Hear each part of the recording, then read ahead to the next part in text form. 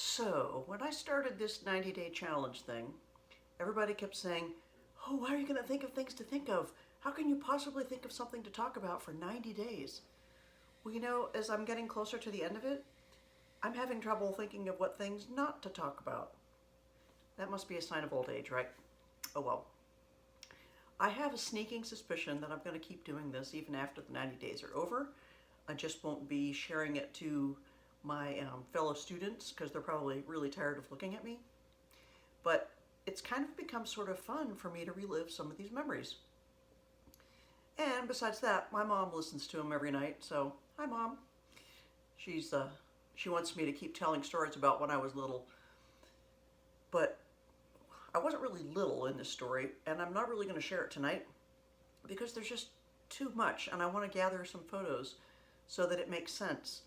But the story that I'm trying to put together to include in this 90-day challenge before I run out of days is my 1980 journey to Guatemala from St. Louis, Missouri on a 1957 GMC Motorcoach.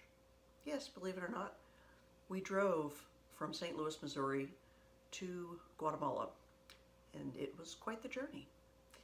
And I'm going to have to sit down and actually write it out in some sort of a format so I can figure out where to divvy it up, because it was a month-long trip. I'll just give sort of the preamble to it.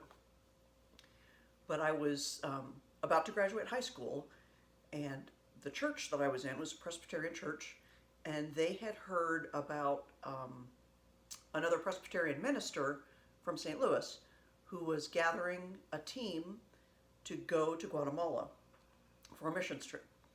Now, this was a multi-purpose missions trip. He had done these mission trips, I think 10 years in a row, if I'm not mistaken, but his wife normally went with him. And this was the one year, I think it was actually the last year he ended up doing it. This was the year that his wife didn't come with him. And part of this mission was serving the Quiche Bible Institute in Guatemala, but also his son, David, had been diagnosed with some form of cancer. I don't remember what type of cancer it was. But his son and his wife and their children were going to have to vacate their mission home in Guatemala because he had to come back to the States for treatment. So one of our sub-missions, if you will, on this journey was to help David pack up his house and prepare to leave the country. Now, this was a very difficult time in Guatemala's history. It was pretty violent, and from what I recall, we were one of the last groups that they even allowed to go into the country. And I was 18 years old. I just graduated high school, and on this trip there were, I'm going to say, somewhere around 30 total people, and the age ranges were from 8 years old. Yes, there was a couple who brought their 8-year-old daughter with them, up through Dr. Scotchmer, who was, I'm going to say, in his 60s, his early 60s, if I'm not mistaken. And these were people, not kids, because some of them were, older, middle adults, like in their 30s or so, with the 8-year-old. But they came from all over the country. And so those of us who could were supposed to fly to St. Louis. And so the majority of the group collected in St. Louis, got on the bus, and headed south. And then we stopped and picked up another team, or a couple of team members in Texarkana. And then we continued on our journey. We stopped in Galveston because we needed to get the air conditioning fixed. So we had an unscheduled night in a church in Galveston.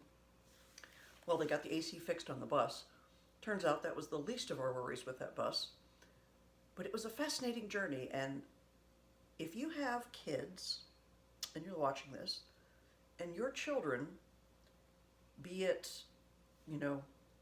school age or up through college age, I cannot impress upon you enough the impact that this experience had on me being in a third world country. It was only 30 days. It was a month-long trip. But man, did it have an impact on me.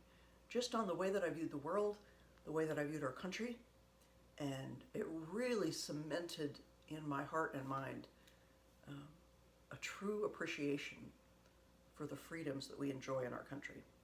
So that's going to be my next series of stories when I figure out how I'm going to divvy it up so that it doesn't end up being an hour-long video.